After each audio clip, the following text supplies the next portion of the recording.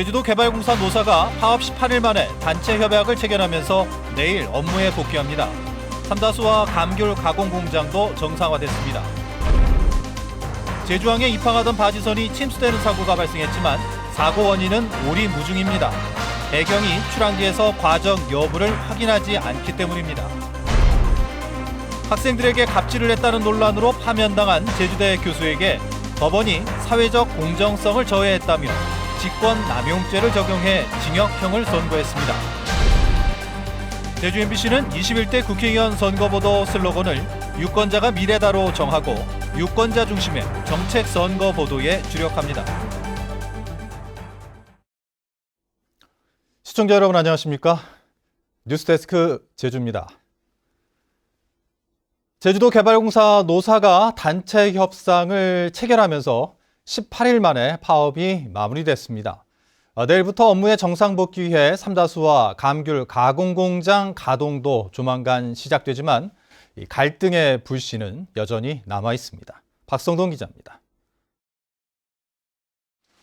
설립 24년 만에 첫 파업에 돌입하며 갈등을 빚던 제주도개발공사 노사가 단체 협약에 서명했습니다.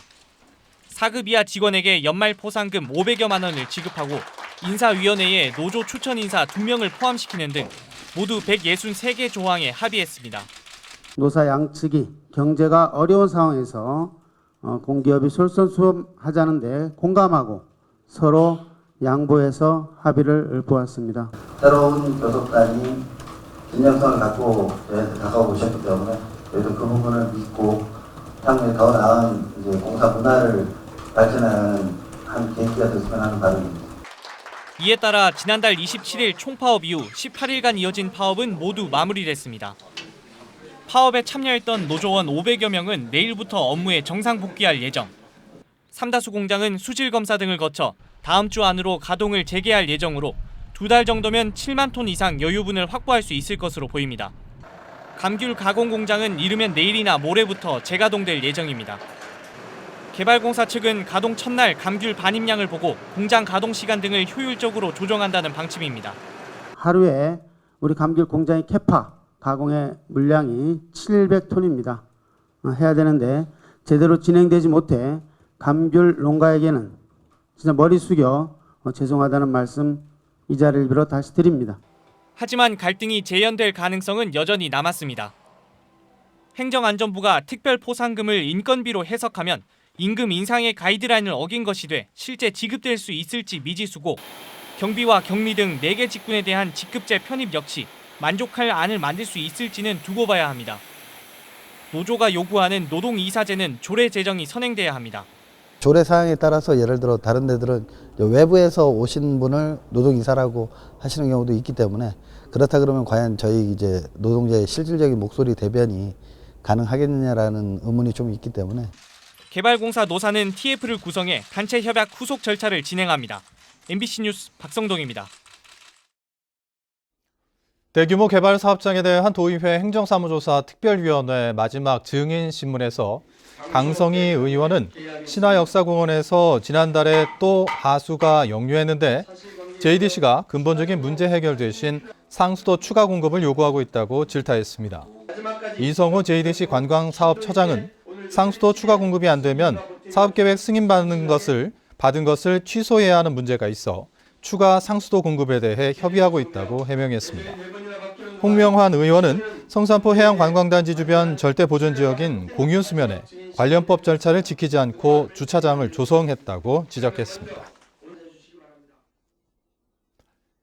모래를 싣고 제주항으로 들어오던 바지선 선미가 물에 잠기는 사고가 발생했습니다. 과적이 영향을 끼쳤을 가능성이 크지만 딱히 확인할 방법이 없는 형편입니다. 김항섭 기자의 보도입니다.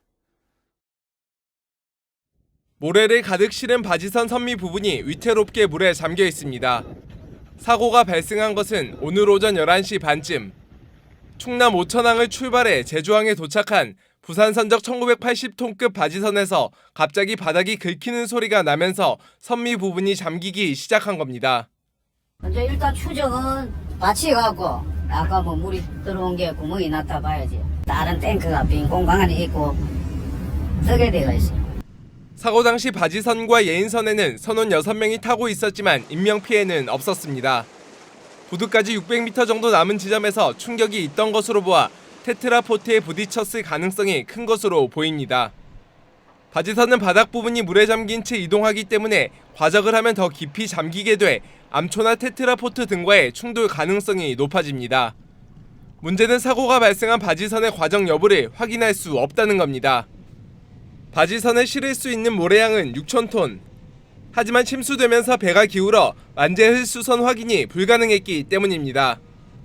안 보이면 과적인 거고, 지금 이 배는 이쪽 앞에는 많이 보이고 뒤쪽은 아예 잠겨서 안 보여요. 과적 여부에 대한 현장 확인이 이루어지지 않은 채 여전히 입출항 때 해상교통관제센터에만 신고하도록 운영되면서 선박 안전 관리에 구멍이 뚫렸습니다. MBC 뉴스 김항섭입니다. 제주도가 SNS를 통해 무료 감귤 나눔 행사를 진행하다 취소하는 소동이 빚어졌습니다. 제주도는 지난달 31일 공식 SNS를 통해 귤까기 아트 행사를 진행하면서 응모자 100명에게 감귤 한 상자씩을 주기로 했습니다. 하지만 제주도 선관위가 기부 행위로 선거법 위반 소지가 있다는 의견을 제기하자 약속을 지킬 수 없다며 사은품 제공을 취소해 응모자들이 개인정보까지 수집해놓고는 취소했다며 불만을 제기하고 있습니다. 재작년 학생들에게 상습적으로 갑질을 했다는 논란을 빚은 제주대학교 교수가 파면당하는 일이 있었죠. 공무원인 국립대 교수가 직권을 남용한 것이라며 법원이 징역형을 선고했습니다. 조인호 기자입니다. 갑질 교수 파면하라! 폭언과 성희롱적 발언, 부당한 지시를 내렸다며 학생들로부터 집단 반발을 샀던 제주대 멀티미디어 디자인 전공 교수 J씨. 제주대는 자체 조사를 벌여 J 교수를 파면한 뒤 경찰에 수사를 의뢰했고 결국 직권남용 혐의로 재판에 넘겨졌습니다. 학생들에게 자신의 집 내부 인테리어를 3차원 입체 영상 프로그램으로 디자인하라고 지시했고 해외 디자인 공모전에서 상을 받자 작품에 참여한 적이 없는 자기 아들을 수상자 명단에 추가하라고 지시했다는 것입니다. 제주지방법원은 두 가지 혐의 모두 유죄가 인정된다며 징역 10월에 집행유예 2년을 선고했습니다. 학생들이 새벽까지 교수의 집 인테리어 작업을 하면서 수업에도 지장을 받았고 공모전 작품에 아들이 기여한 바도 없다는 것입니다. 재판부는 교수의 지위를 남용해 학생들에게 의무 없는 일을 시켜 청년들의 창의적 능력에 대한 사회적 평가를 왜곡시켰고 우리 사회의 공정성을 저해했다고 밝혔습니다. 한편 법원은 병원 직원들을 상습적으로 폭행한 혐의로 기소된 제주대 병원 교수 H씨의 첫 공판을 내일 엽니다. 직원들은 해당 교수가 정직 3개월 처분을 받긴 했지만 병원에서 계속 근무해서는 안 된다며 반발하고 있어 재판 결과에 관심이 쏠리고 있습니다. MBC 뉴스 조인호입니다. 제주도 교육청이 공직선거법 개정으로 투표권을 가지게 된 만 18살 이상의 학생들을 위한 선거 교육을 진행합니다. 교육청은 선거관리위원회와 전문가 등이 참여하는 선거교육팀을 구성해 교육 자료를 개발하고 학생과 교원을 대상으로 연수 프로그램을 만들 계획입니다. 또 교육과정과 연계한 선거법 교육을 시행하고 학생 유권자의 선거법 위반 사례가 발생하지 않도록 학교에 안내하는 한편 정치활동을 규제하는 학교 규칙을 정비할 방침입니다. 총선이 이제 석 달여 앞으로 다가왔죠. 당선자들의 선거 공약이 제주의 미래를 결정하는 만큼 인물보다는 정책이 중심이 되는 선거가 돼야 할 텐데요.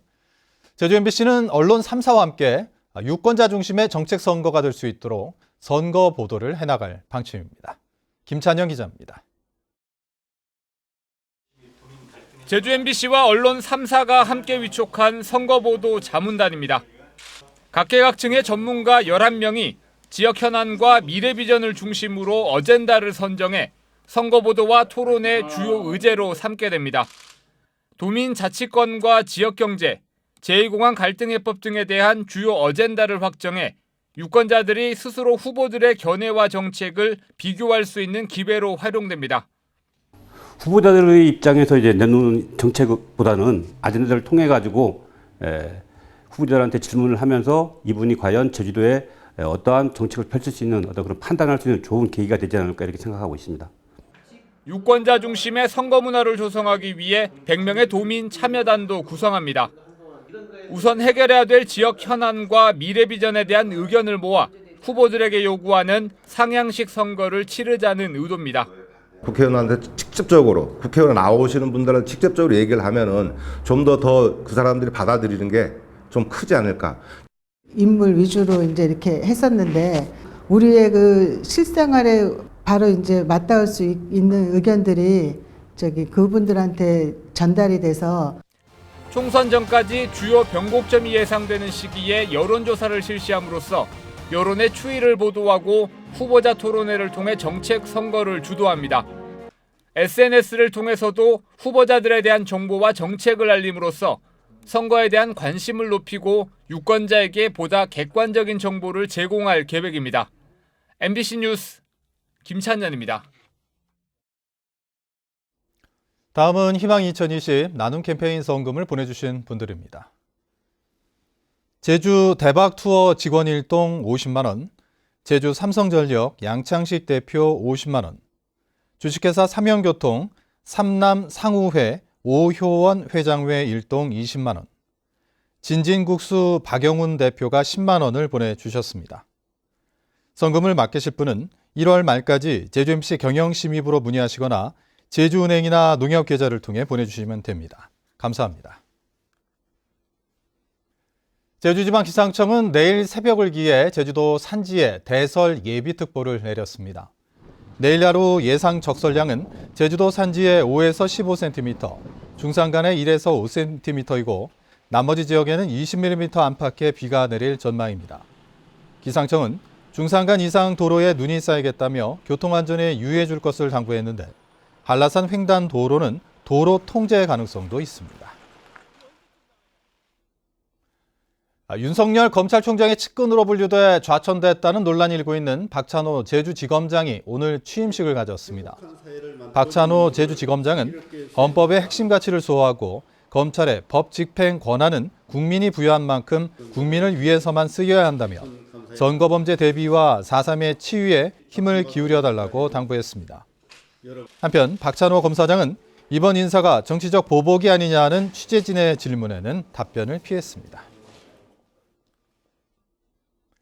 제2공항 강행저지 비상도민회의는 논평을 내고 제주도가 실시한 제2공항 운영권 참여 방안 용역은 도민을 기만한 허무맹랑한 것이라고 일축했습니다.